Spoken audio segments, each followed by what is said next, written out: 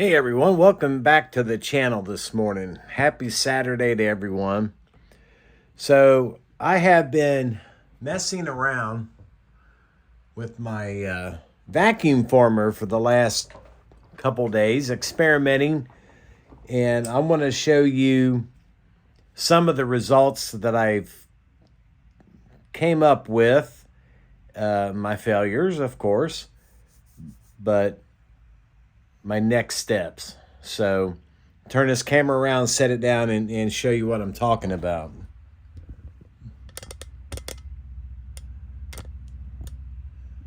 Now, unlike Irving over at the Art of Rake, he is, trying to make parts for his models, windshields, things like that. And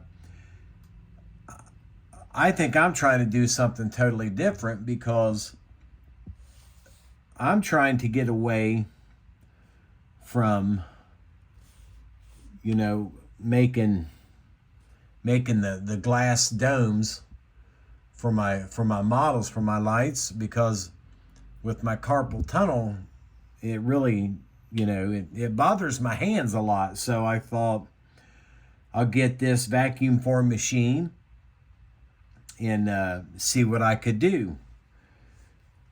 So we experimented a couple nights ago. I marked this as a 1. And as you can see, I mean, not a bad print, but the machine worked. I didn't have this plastic hot enough. As you can see, it's not sucked all the way down to the edges. So, pro tip number 1, make sure that thing is hot. And by the way, this is a Signalstat dual com light bar that I'm trying to reproduce. Number 2, I thought, well, I need to raise it up a little bit because maybe I was setting too low in my tray. And I put it on a piece of thicker plastic, and it came out, fairly decent. I thought that, all this excess could be trimmed off. And I realize this is kind of hard to see with it being clear, but, the shape was there, but it moved on me. When I pushed the plastic down on it, you can see how crooked it is. And therefore, this end got distorted real bad. So I was like, okay, the positive was, it's crystal clear and my shape is there. So we're making progress, right? So here's another. Here was a Twinsonic that I was trying to copy. Same problem. This was mold number 1, or press down number 1. Didn't have it hot enough, so it didn't form all the way down. So we have those. I'm going to keep these so I can, monitor my progress. Then I thought, well, I showed the video on grinding the glass to replicate the dome in the Johan kit that was used on all kinds of different emergency vehicles. So I put a couple of them up. Same thing. Didn't have it hot enough. And all these were done on the same sheet. That's why they're not hot enough. But I thought, you know what? I know it's probably not going to show up on here. Well, there you go. There is a little ridge on the top of that dome. I think you can see it. And it pulled it right in there.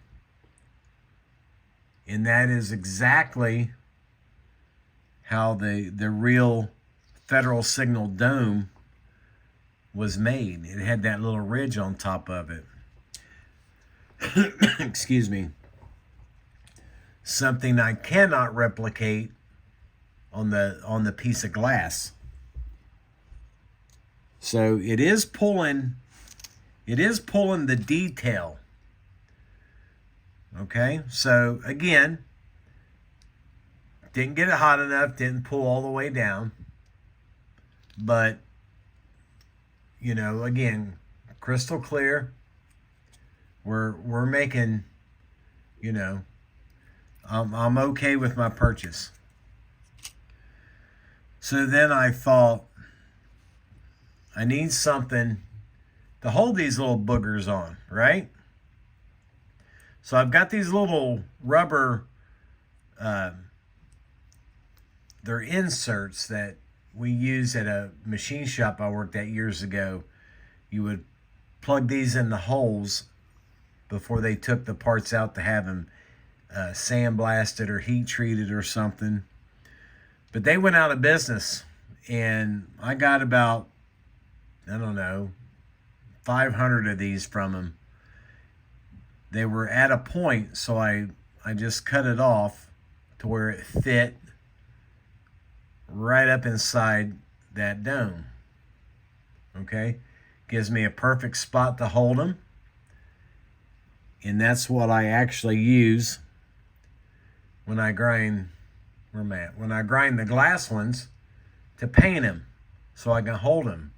I hold down here and just paint the outside, and then I'll set that down, let that dry for a day before I touch it. But anyway, side story. After watching a couple different videos like Irvin suggested, I realized that, you know, what I'm trying to do may not work because of a draft angle. As you can see here, here's the side of my part.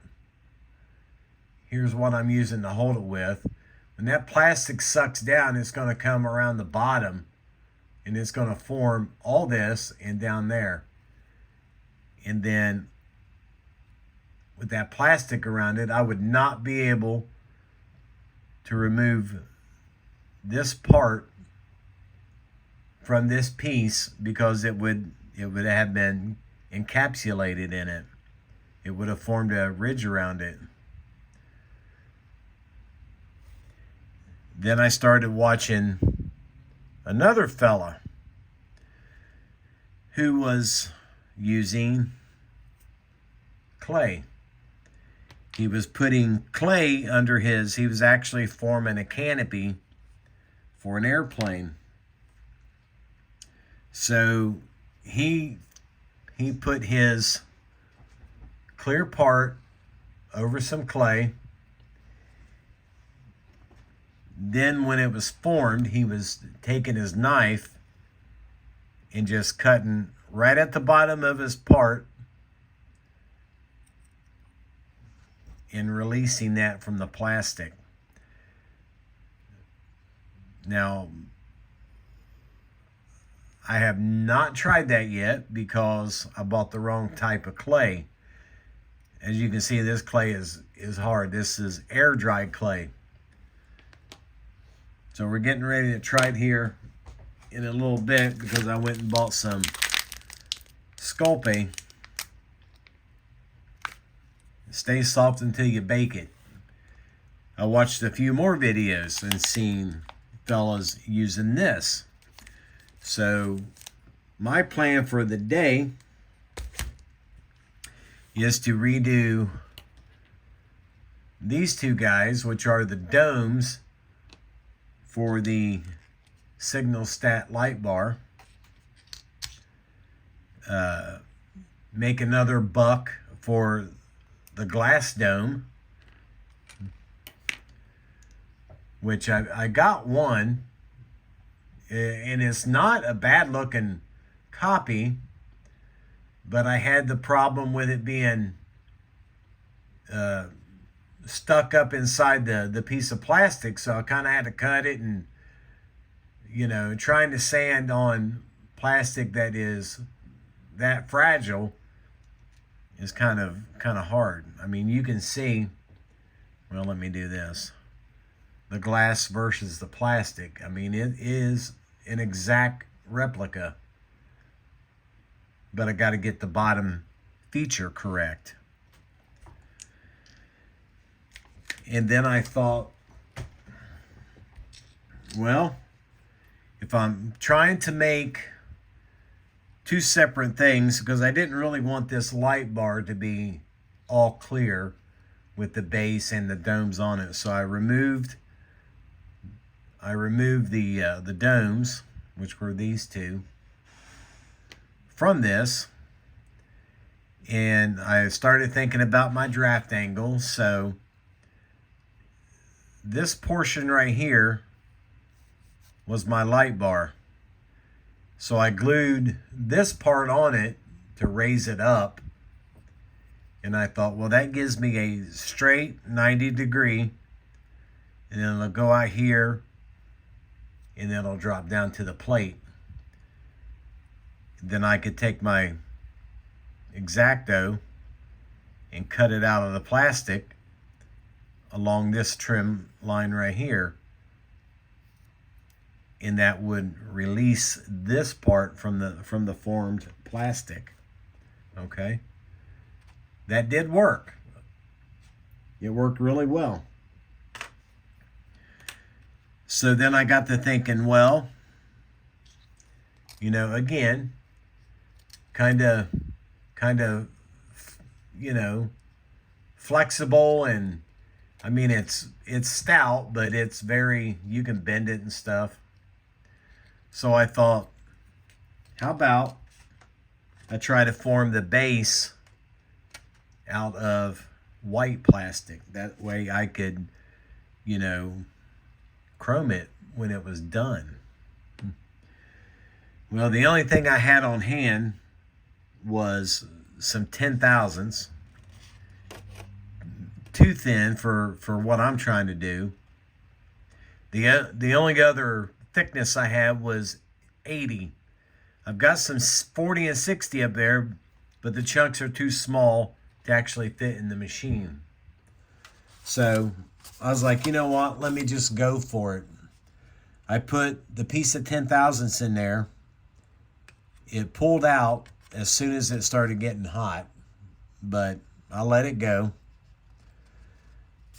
But then I suffered a problem with it not pulling down in these corners.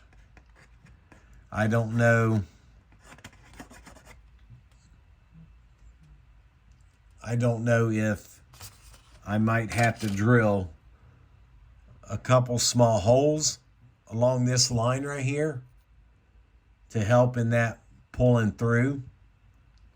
You know, drill like maybe 3 little holes in there. That way they're easily covered up. You'll never see them once the domes are on it. Because I have to have a nice 90-degree angle here. So if I put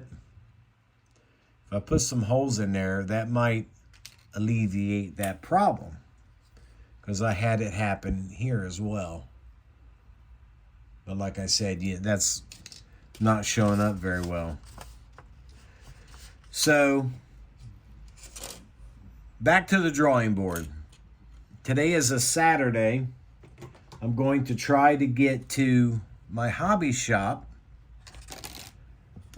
when my wife gets home from work today and see if I can buy some 40,000 white styrene sheets. So I'll see if they got any more clear. I've got a couple more sheets over there. I screwed a couple of them up to begin with. I cut them too short, so they're completely unusable, I think. I'm saving them because I might be able to, you know, glue something around the edge of it to where it will capture inside of here.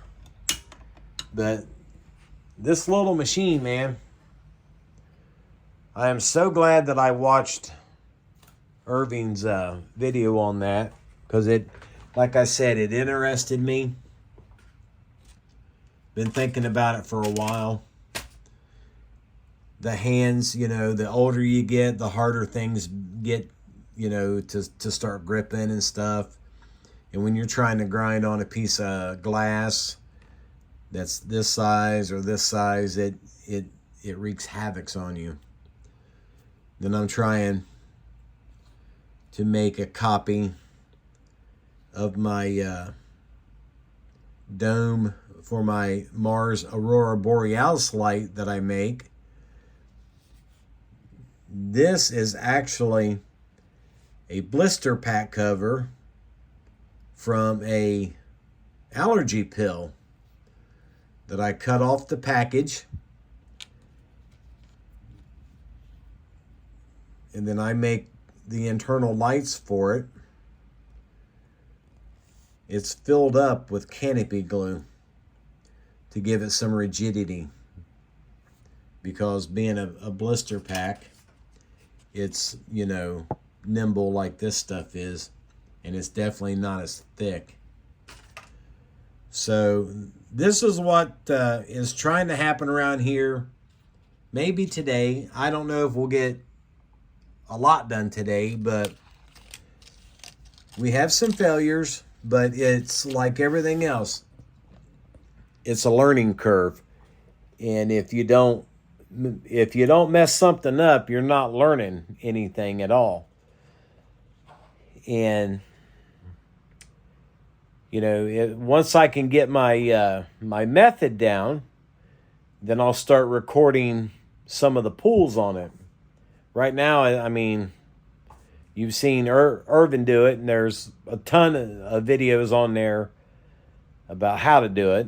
And I've watched some where guys they completely screw stuff up, and I'd rather just show you my final result, show you what I screwed up, than watching me screw up, because sometimes this thing don't cooperate with the camera, and I say things that are probably YouTube inappropriate.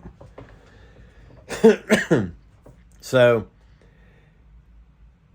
I appreciate you guys watching me, you know, take this little trip on this journey of vacuum forming. Not rocket science by any means, but there are little quirks that you have to get used to. So I hope you guys will follow along, and maybe in the next video on this topic, we'll have a little bit more positive progress to show you. So with that being said, thanks for watching, and I appreciate all you people that watch my channel, whether you're subscribed or not. I like to try to pass on the knowledge, well, a little bit that is I have, but I like to try to help this community grow and improve people's models. So with that being said, thanks for watching, and we'll see you in the next video.